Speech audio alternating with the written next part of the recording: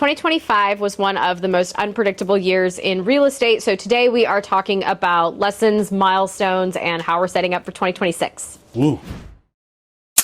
Welcome back to the Dark Horse Group Fireside Podcast. Today I am here with my husband, Bryant Tumbelekis, team leader of the Dark Horse Group, and we are talking about really just the 2025 year, the unpredictability of it, I think kind of future goal setting, and really the lessons that we learned, the goals that we accomplished, and even the ones maybe that we did not. How would you describe the 2025 market? What stood out to you this year? Man, if everybody doesn't describe it the same way and say it was not a great year for real estate, then they're lying to you. 5.5 million in annualized sales, down to 4 million in annualized sales. That's actually a bigger jump than what we saw in COVID, right? So what we saw in COVID was actually about a little less than 1 million jump in annualized home sales. And to go for like down 1.5 million sales, just to give people perspective, is an incredible. That's insane. Yeah, that's a tough year. That's it's a tough year, and we're just trying to do the right things to position to keep transacting and keep things moving forward. What would you say is the biggest accomplishment that we hit this year? The biggest accomplishment. So we've had a series of things that have been really incredible, but I think the amount of growth we've had this year has been absolutely incredible. We're looking at going from 20-something agents at the beginning of the year to over 70 agents. I think by year end, we'll be sitting very close to that 90 agent range, which is absolutely incredible. And then by way of that, the transactions obviously increase, which we just had a record November in one of the slowest years we've experienced in real estate. I think one of our biggest accomplishments, at least the way that I see it this year, is we have been able to reinvest more in Dark Horse than we ever have before. Yeah. And I think that is a huge win, especially for a down market, to be in a position where we can actually reinvest more back into this company and into the growth. I think sets us up for an incredible 2026. Yeah, that's a great call out. This year we attended a lot of LPT events, a lot of conferences. I think more actually than we really have in previous years. Yeah, ever. Yeah, we're not big conference people, but what do you think was the positive, or what do you think we really got out of doing that over the last year, which was a priority for us in 2025? Yeah. I think the rooms we were in this year were so eye-opening, because what we thought leading up to this point was a big deal and was the upper echelon in real estate absolutely was not. And thinking that 300 or 400 transaction mark that we previously were in rooms with and thought was the standard. Right, where the highest number was 600-700 transactions max during COVID. And now we're looking at the rooms we're in, and there's multiple 1,000+ unit team leaders in these rooms. There's over $1 billion in real estate production in a single year for just singular teams. One team, and multiple of those. Yeah. So I think that has been the most eye-opening thing, and being in those rooms with truly the highest level of real estate operators, I think has really impacted our business. Yeah, I would agree with that. What would you say are the big goals that we are setting for 2026? We have big goals.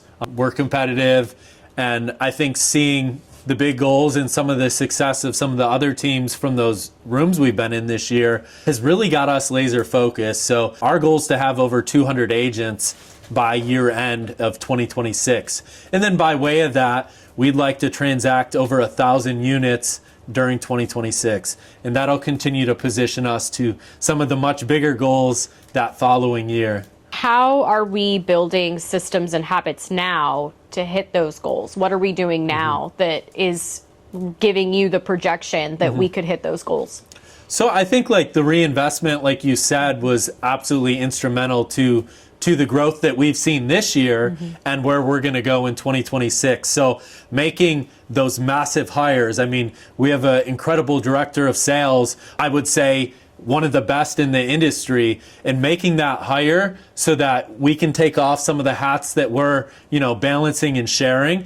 And then a series of other massive hires and building out the infrastructure, the leads, and the support so that the agents are positioned to transact at a very high level.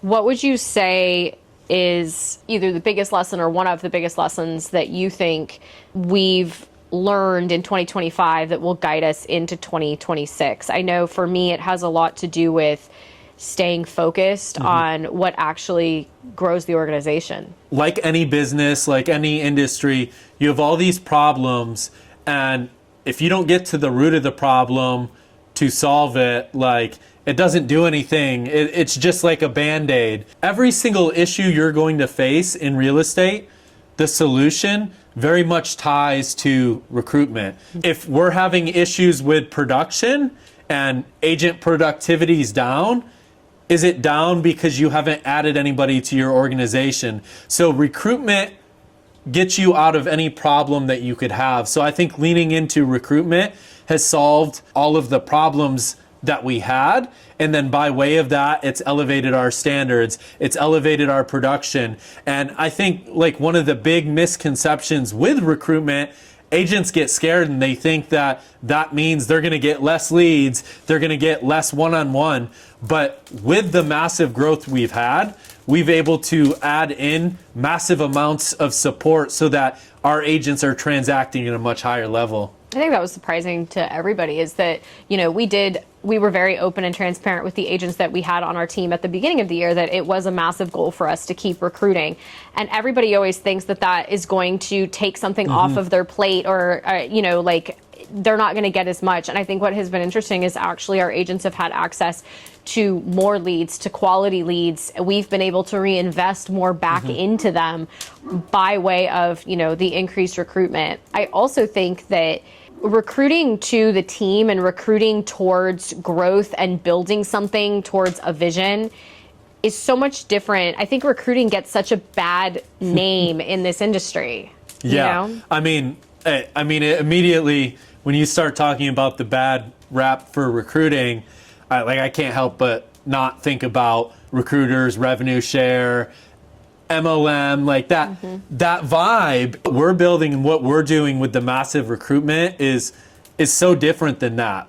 We're pouring back in the resources for leads. We're pouring back in the back end support and systems. I mean, the CRM, everything we're doing is so different than that revenue share MLM model where, the influencer recruits you, but then you're just kind of left out there to transact and then they're collecting off of that revenue share. And that's not at all what a team's doing. I think there's no reinvestment towards sort of the growth and the building of what's going on because they're just a revenue share partner. And I think that is such a big difference. And it's one of the things that we constantly have to educate agents that we're bringing on to our team, that this is so much different than you've been sort of recruited in the past. This is really to be part of Dark Horse, which is a team. It does really hit differently for the agents that are here. Yeah, I absolutely think on that note too, as I'm thinking through that, the size we've grown to,